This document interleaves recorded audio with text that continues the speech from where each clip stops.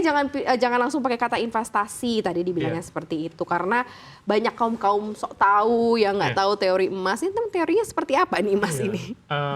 Emas itu ya memang instrumen untuk investasi sebenarnya gitu, karena biar bagaimanapun juga emas adalah merupakan salah satu investasi yang dulu disebut konservatif ya. Jadi orang yang mau aman, kemudian mau low risk gitu, tidak ada risiko yang besar, ya mereka masuknya ke emas gitu.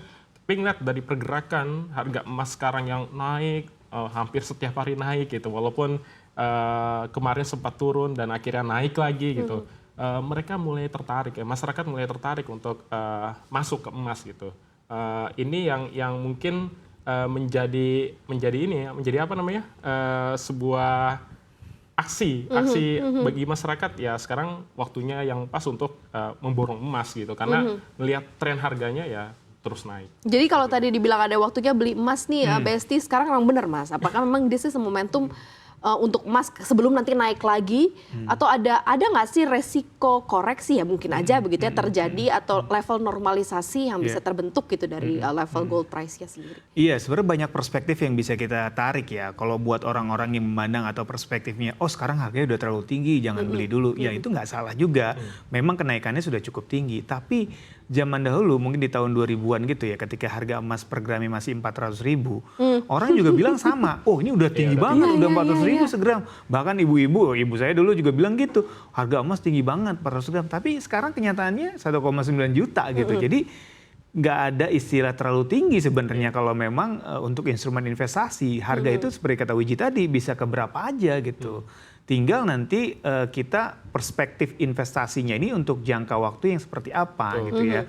Mungkin kalau ditarik ke periode investasi, kalau untuk jangka pendek ya mungkin terlihatnya sudah terlalu tinggi gitu. Karena kenaikannya sudah cukup signifikan dalam waktu singkat gitu ya. Tapi kalau kita tarik untuk jangka panjang, apalagi untuk safe haven gitu ya, ya nggak ada istilah terlalu tinggi gitu ya. Sebenarnya bisa tetap masuk gitu. Bahkan Goldman Sachs baru saja mengeluarkan risetnya gitu ya. Di akhir tahun 2025, harga emas itu bisa mencapai 2,43 juta rupiah per gram. Di akhir tahun ini ya. Jadi make sense kalau masuk sekarang pun juga masih ada. Bisa, berarti masih ada spread sekitar mungkin 10-20% gitu yang bisa dinikmati kalau memang untuk jangka pendek sampai akhir tahun misalkan let's say kalau istilahnya riset itu benar gitu. Tapi nggak ada yang pernah tahu karena kan sekarang dunia juga mengalami ketidakpastian gitu ya. Perang dagang, geopolitik, perang realnya perang gitu ya, dan semua juga banyak negara juga mulai juga agak kesulitan ekonomi gitu ya, bahkan ada resesi katanya segala macam. Jadi memang satu-satunya instrumen yang mungkin relatifly lebih aman dan memang dari dulu terkenal untuk instrumen yang konservatif ya emas gitu ya. Bahkan karena tadi ya mungkin udah sempat disinggung Maria gitu ya, emas fisiknya udah diborong saking ngantrinya, orang bahkan lari ke emiten emas gitu, ke sahamnya gitu kan gitu ya. Jadi beli saham perusahaan-perusahaan yang produksinya emas gitu, dan itu korelasinya memang terlihat sekali. Kayak contoh kita ambil contoh lihat sahamnya Antam, itu kenaikannya udah signifikan banget. Jadi seiring dengan penjualan emas yang semakin moncer gitu ya, harganya terus naik, ya kinerja perusahaannya juga terus naik. Akhirnya ekspektasi investor juga semakin baik gitu, dan harganya juga bahkan di hari kemarin gitu ya, tadi juga sempat disinggung, ada transaksi negosiasi 1,9 triliun di salah satu emiten emas, BRMS ya, miliknya Bakri dan Salim. Ini kita nggak tahu nih siapa yang masuk, apakah untuk investasi ataukah untuk apa gitu. Tapi yang pasti memang harganya juga beranjak naik pelan-pelan, dan kalau kita lihat secara valuasi, BRMS ini masih cukup murah gitu. Jadi memang sekarang kayaknya udah bercampur tadi benar kata Wiji, ada yang FOMO, ada yang memang benar-benar mau investasi, ada yang mungkin kejar keuntungan jangka pendek, ada yang mungkin untuk jangka panjang, jadi udah mix banget gitu. Kalau emas itu sifatnya supply and demand ya. Iya, betul. Jadi supply-nya kita tahu kan bahwa sekarang kok cadangan emasnya sendiri juga udah nggak besar gitu ya, tapi permintaannya tuh tinggi, jadi kemungkinan harga naik, kemudian efek terhadap kinerja perusahaan pun juga sangat-sangat besar begitu. Tapi kalau dari sisi opportunity seperti apa sih Mas Wiji, kalau dari Anda ngelihatnya antara yang retail, antara yang fisik, antara yang bentuknya stok gitu ya, yang Anda lihat itu seperti apa? Iya, semua masyarakat sekarang tetap berburunya ke emas ya. Kalau misalkan mau diarahkan kemana, sekarang kayaknya hampir semua rata ya. Jadi emas menjadi buruan dari masyarakat, baik itu digital, baik itu dalam bentuk fisik, apakah dalam bentuk stok. Mereka semuanya sekarang fokus untuk masuk ke emas gitu. Dan tadi yang saya sudah bilang bahwa ini ngelihat dari pergerakan harga emas gitu. Harga emas bergerak terlalu cepat dan bergeraknya itu trennya itu terus naik gitu. Nah ini yang menjadikan kesempatan bagi masyarakat untuk masuk di emas gitu. Apakah nanti tujuannya apakah untuk jangka pendek atau jangka panjang itu nanti masyarakat yang menentukan gitu. Tapi mereka sekarang melihat gitu.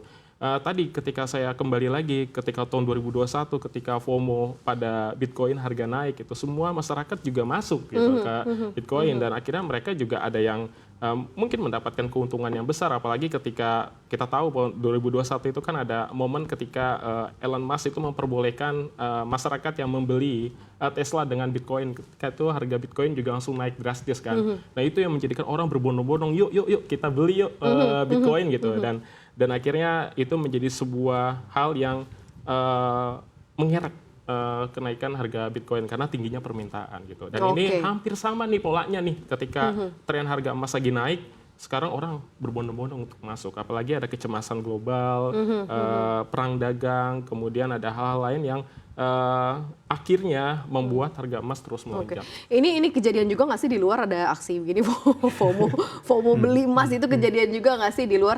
Tapi kalau dari Mas Aye sendiri, posisi yang paling wise memanfaatkan situasi seperti ini atau mungkin maraknya pemberitaan di media sosial, jangan FOMO atau jangan kita pengen sesuatu yang ya karena ikut-ikutan aja gitu ya. Ini seperti apa nih Mas Aye? Iya, kalau kita tarik dari sisi perencanaan keuangan ya, sebenarnya kita nggak boleh terlalu FOMO atau nggak boleh FOMO lah, ya bisa dibilang gitu. Jadi kita memang dalam berinvestasi itu harus punya strategi gitu ya, harus punya perencanaan gitu ya.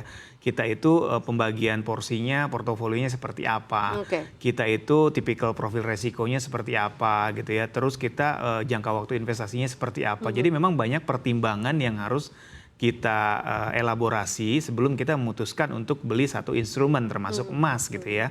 Jadi buat orang-orang yang konservatif mungkin ini adalah saatnya untuk koleksi gitu karena memang momentumnya lagi dapat banget gitu ya, dan emas ini adalah salah satu instrumen investasi yang memang yang paling liquid untuk orang-orang yang konservatif gitu ya. Nah, buat orang-orang yang memang agresif gitu ya, ya sekarang ini mungkin saatnya mempertebal safe haven-nya atau lindung nilainya di tengah aset-aset agresifnya yang lagi turun gitu ya, kayak saham lagi turun, kripto juga lagi turun gitu ya, reksadana juga banyak yang lagi berjatuhan gitu ya. Jadi nggak ada salahnya agak sedikit switching portofolionya mungkin 10-20% ke emas gitu ya, untuk membalancing portofolio secara keseluruhan. Nah, buat orang-orang yang moderat ya mungkin ini salah satu opsi juga selain juga obligasi negara gitu ya, yang sekarang ini malah jadi buruan juga gitu ya, karena memang returnnya lumayan tinggi dan resikonya juga lumayan rendah, tapi emas ini juga secara kenaikannya juga nggak bisa dikesampingkan juga gitu ya, jadi ya balancing aja sesuai dengan rencana dan strategi masing-masing.